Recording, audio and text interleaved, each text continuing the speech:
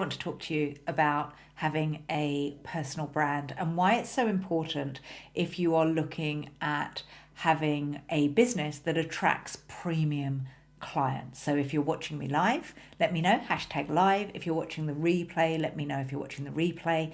And if you've got any questions, then please do put them in the comments below and I'll either answer them now if I see it whilst I'm doing the live, or I will answer them after you have watched it. So feel free to ask me any questions. So first of all, let's have a look at the importance of having a personal brand. For a lot of my ideal clients, the thought of having a personal brand can feel a little bit daunting and overwhelming because a lot of people that I work with are finance professionals. And as a finance professional, you're not the kind of person that wants to be front of house a lot of the time. A lot of the time, you want to be behind the scenes, helping businesses, but not out there becoming what we call a niche celebrity. And I totally get that. However, we have to craft a personal brand because personal brand is very important in the decision-making process of, do people know you, like you, and trust you? So what I'm going to be talking about today is the 6 elements of a personal brand so that you can start to put your personal brand together and attract those premium clients. So let's dive on in. All right. So as I said, what we're covering today is the 6 elements of a personal brand. And we need to understand that your personal brand is a differentiator when it comes to someone working with you. Now, if you're wanting to sell your business advisory services for £2,000, £3,000, £4,000, euros or dollars a month, not a year, a month, it is something that you need to lean into and embrace. Now, the reason why it's so powerful, though, is because nobody else can copy you. You are unique. You're completely, your values, the way you see the world, your skills, your experience, they make up you, and you are completely unique. No one can copy it. And when you show up and bring your personal brand, like I am today, I'm showing up as a personal brand, even though I'm the founder of the Business Advisor Academy. People are going to decide to join me over another firm that does what I do a lot of the time because they have built a relationship with me and they know, like, and trust me. And some of you will go, yeah, but I want to sell my business one day. And what I would like to say to you is Richard Branson has a strong personal brand and we buy into him, and he runs the Virgin Group, and that Virgin Group is worth a lot of money. However, he built his business off the back of his personal brand.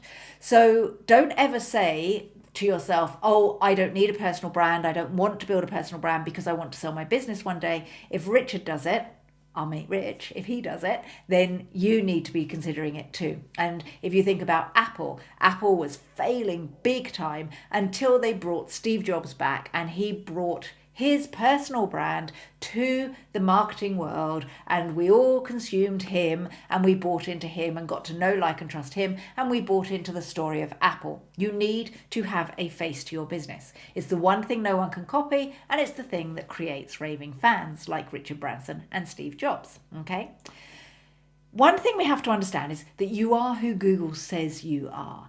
And there's a saying that this saying that I absolutely love is so true. So I was very fortunate that back in 2015, Google said that I was worth listening to, and I was invited to speak at Google Campus about personal branding. What an amazing experience. It became one of my proudest business moments I've ever had, actually. Not much top set in the past 10 years, actually, which says a lot, right? But what happened was I got on the train from Surrey and I went to Google in London, and I was absolutely terrified. You see, many of you probably know this already. I'm an introvert, and speaking on the Google stage was the biggest thing that I had done to date in my journey as running my own firm. And imposter syndrome was super loud. It's like, why am I being asked to speak at Google? But what I decided was that I had to step into the role because I had been selected and asked to speak at Google about branding, about personal branding and branding your business. So I stood on this stage and I said, I am here to serve. I am here to serve. I am here to serve. And I focused on service, and it helped me focus on not being judged. Now, the reason I'm sharing this with you is because I'm a big fan of personal brand, and I've had to push myself out of the comfort zone because it's really hard. I suffer with imposter syndrome. I worry that people are judging me. I hate the way my voice sounds. I never listen back to any videos I create because I'm not a fan of how my voice sounds. But I know that my personal brand is the thing that builds a relationship with people because I truly care, and my values are all about caring, relationships, freedom, and having a life of connection with people. So I focus on service, and that's how I've built my personal brand, and that's what gave me this amazing opportunity to speak at Google. And when I did the talk and shared what I knew about personal branding, people stood up and they clapped, and I was really shocked because I was like, oh my gosh, are they going to throw rotten tomatoes? But actually what happened was I had a whole queue of people who wanted to talk to me about branding. Amazing, amazing opportunity, and I'm very grateful for it. But it wouldn't have happened. This opportunity wouldn't have happened if I hadn't built my personal brand online. At the time, I was very visible on Facebook, and I was still visible on LinkedIn and my website, and I was actually going around building my personal brand in London. Every month I would hold live events in London for 100 or more people, and it was an amazing opportunity. But I didn't build it by talking about my offering and my products. I actually built my reputation through my personal branding. So the lesson from Google is my personal brand opened that door. And ironically, the big opportunity was to speak about personal branding. But if I hadn't built my personal brand, then I wouldn't have been asked to speak about personal branding. So what I want to share with you today is the core of what I taught back then as well, and the actions that have evolved over time, but the fundamentals still stay the same of personal branding, okay? So whether you realize it or not, you already have a personal brand. If I Google you and I take your name and I type in the word Joe Blogs, do you come up and do you show up on Google? If I Google you, do you have a LinkedIn profile that I can find? Do you have a Facebook page maybe that I can find? Or is there a website about you? One of the things our clients do is they have a business website, but they also have a personal brand website for their business advisory services. And this is very powerful because when you're Googled, if you have things come up in your name, people are going to feel very safe and they can get to know, like, and judge you as a person. If I Google you and find nothing, then nothing is your personal brand. So I can't build trust with you. So if I find an out-of-date LinkedIn profile or random posts, that's also your personal brand too. So if you're not posting on social media every day or at least a few times a week, then I can see that you're not active and I don't know what's going on in your world right now. Silence, noise, or clarity all adds to the reputation. So even if you have a LinkedIn profile and you're viewing this today, right? If you're looking at this video today on LinkedIn, or if you're looking at it on YouTube and you don't have a personal brand yourself or it's out of date, if someone goes and Googles you, they're not going to get to trust you. We need to know what you're up to now, what your views are of the world, how you're thinking, your values and your skills. And we need to have something that we can look at that has been posted and is relevant in the past 7 days. Okay, it can't be 7 years ago or 7 months ago. In the past 7 days, are you active now? What is your view on the world now? How are you showing up on the world now? And your personal brand is not about you bragging or your ego. It's about your reputation. And Jeff Bezos, I think it was, that said, your personal brand is what people say about you when you're not in the room. So it's not about what they say when they Google you. It's about, hey, Amanda Seawatts, she's known for this, and I hear she's great at this, or I watch her videos and she's really helped. And the reason I do these videos is to help people before they buy from me so that they can get to know, like, and trust me. And then subsequently they get to know, like, and trust my business. But it all starts with you, the person. So you need to be driving the story. Every post, every comment, every meeting, every Zoom call that you have with prospects, clients, your tribe, or no tribe at all, is the epitome of your personal brand. If you're not posting, if you're not commenting, if you're not meeting with people, if you're not having calls to build relationships, you're not building your personal brand. So the question is are you driving your personal brand, or are you leaving it to chance and the algorithms, hoping that somebody is going to get to know, like, and trust you, even though you're probably not posting anything that is knowable, likable, or trustable, okay? So you've got to be all in when it comes to growing your advisory practice and getting people to buy from you. So I'm going to give you the 6 steps. Step 1 is all about setting your brand goal. So first of all, you have to say, what is your personal brand? What do you want it to do for you? And it's about being specific. You can't build something that is vague and unhelpful. You have to say, what do you want your personal brand to do for you? So for me, I want my personal brand to build relationships with people. And I broadcast and I create content so I can connect with people en masse, so I can connect with lots of people. And then from that, I then start to build a relationship with those people. And when I have sales calls with folks, and it's really lovely, because when I have sales calls, they don't happen to be sales calls, because the people that I tend to speak to have already Googled me. They've watched me on LinkedIn, they've maybe come to a webinar or two, maybe they're following me on YouTube. And it means that I don't have sales calls. It means I have really nice conversations with people to see if we're a good fit for each other. And that's what a personal brand does, is it eliminates the need for sales calls, it eliminates tire kickers, and enables you to charge your value. So be specific. Why do you want a personal brand? For me, it's to build trust with people and build relationships with people. So, do you want to sell advisory services more easily? Do you want to transition away from compliance? Do you want to be known for a new skill or a niche? Get really clear on what you want your personal brand to be. Once you're clear on that, step 2, what do you want to be known for? So this is about the information beyond your job title. It's about how people describe what you do.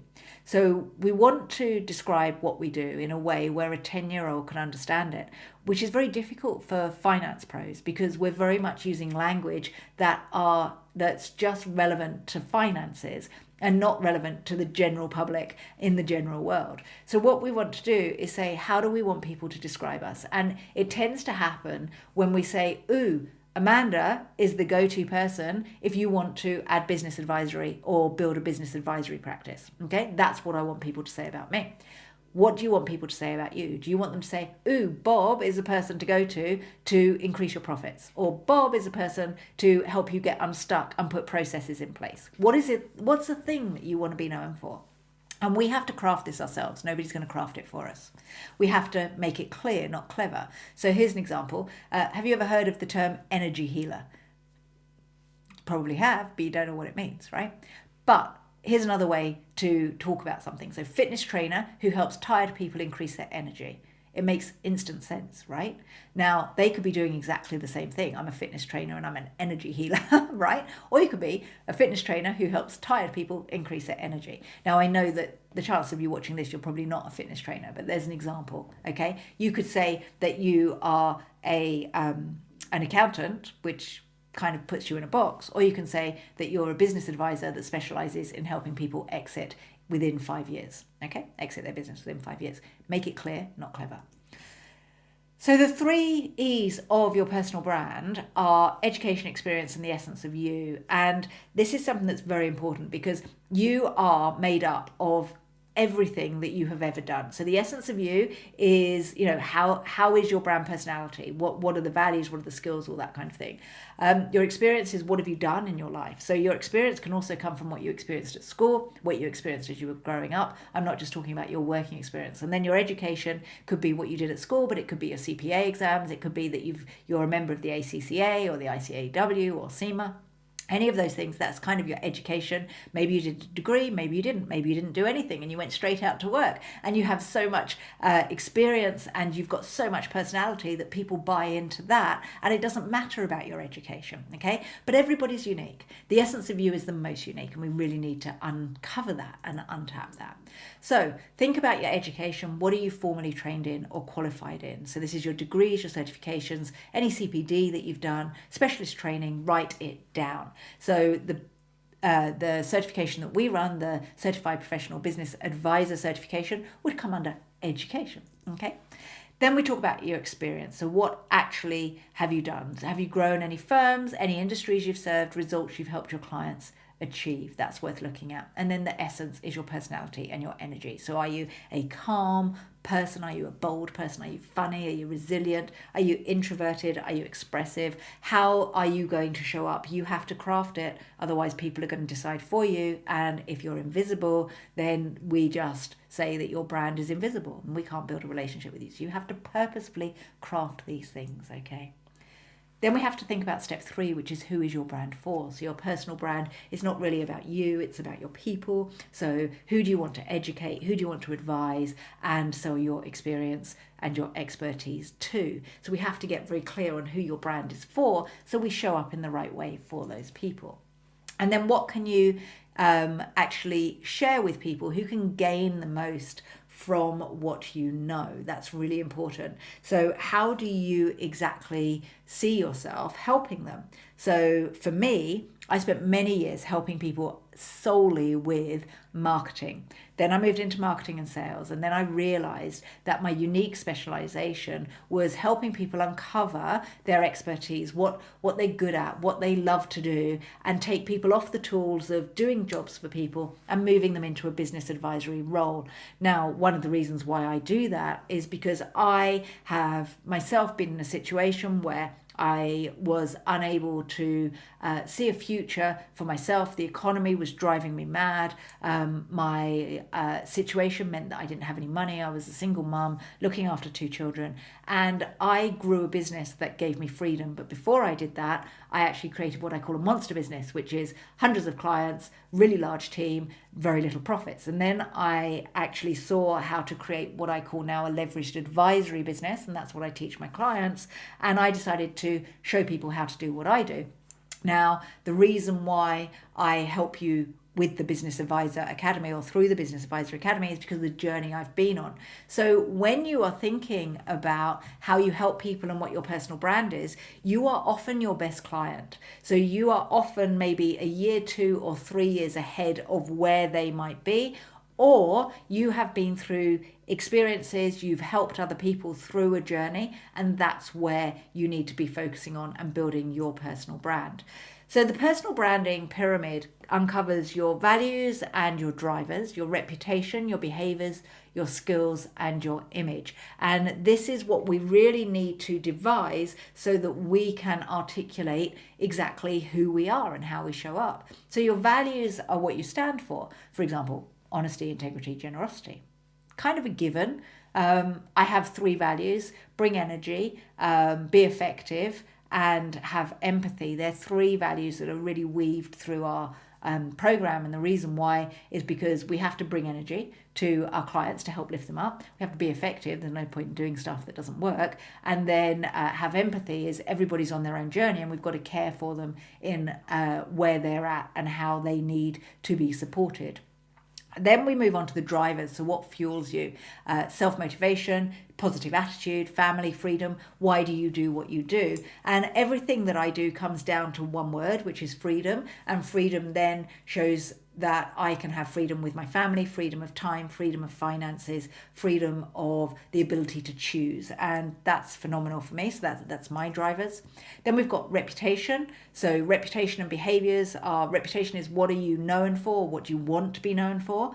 And your behaviors are how do you consistently show up so that people actually see that. So I want to be known for providing so much value for free that my paid stuff must be phenomenal, which it is, by the way.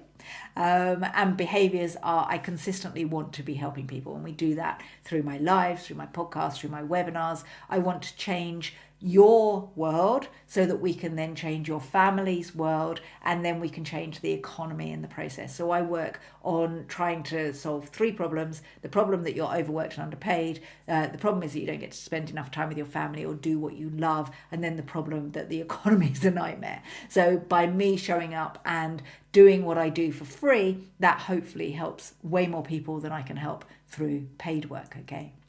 Then we talk about your skills and image. So skills are, what are you genuinely good at? Are you genuinely good at analysis, explaining things, simplifying things, strategy? A lot of my clients are really good at processes and putting kind of clarity around stuff that's just a mess. And then your image is, how do you present yourself visually so that it aligns with who you are? So I show up in a way that's completely authentic to me. How I show up with you on this screen is exactly how I show up in every part of my life. Everything I do comes from the heart and from a place of wanting to help people. The way I look and the way I dress is exactly the same. I look the same on screen as I do when I'm walking around town and doing a shop at Tesco's, right? So you have to decide how you're going to show up and be authentic to you. Or do you want to show up in a different way? What is it that you're going to wear? What's the language you're going to use? How are you going to deliver that language? What's your diction? It's all about crafting your personal brand. So after watching this, I want you to Google your name and your business name. And your goal is to slowly own the first 3 pages with intentional on-brand content. So what I'd like you to do is go and Google Amanda C. Watts, not Amanda Watts, Amanda C. Watts. The C is in there for my personal brand. You will always see me presented as Amanda C. Watts, and I will always want to be introduced as Amanda C. Watts so that I can be Googleable. That's been done on purpose. I've got another client, Kevin D. Bannister. He's the same. Go Google him. He takes up all of Google. But go and Google your name and see what comes up. And if you don't take up the first 3 pages of Google, your job is to then go and do that. All right. So brain dump everything, your goals, what you want to be known for, the 3 E's, who your audience is, fill in the 6 layers of your personal brand pyramid so that you can then show up in a way that you want to. And then I want you to bring it to life. So start showing up online. Make sure you're the same person across everything that you do, the same message, the same energy everywhere, and that will transform how you are seen and build that personal brand of yours. So if you're watching this, then drop in the comments, what do you want to be known for in the next 12 months? What's the one thing that you want to be known for in the next 12 months? Have a think about that. Put it in the comments below, because then once we're clear on what we want to be known for, we can then craft that personal brand so that you can show up in a way that's authentic and attracts those premium ideal clients and premium opportunities, like me speaking at Google. What an amazing, amazing opportunity, because I showed up and helped people with their personal brand. When you're ready, check out the attached video as well, which is our offer, and it explains what we do here at the Business Advisor Academy and how you can work with us. If you are an accountant, a bookkeeper, a CFO, a financial coach, then we can support you to create the 500-200-10 model, which is 500k in advisory revenue, 200 take home after tax. That's here in the UK. You get to take home more if you live anywhere else in the world, and then 10 hours a week of client delivery. So check out the video that is probably below here or above here. And if you've got any questions, then reach out to me on LinkedIn, send me a message on LinkedIn, and I can see how we can support you. Thank you so much for joining me. If you're watching live, #live, put it in the chat. If you're watching the replay, #replay. And let me know, let's go back, let me know the answer to this question. What do you want to be known for in the next 12 months? Thanks for joining me. I'll see you in another video soon. Take care. Bye.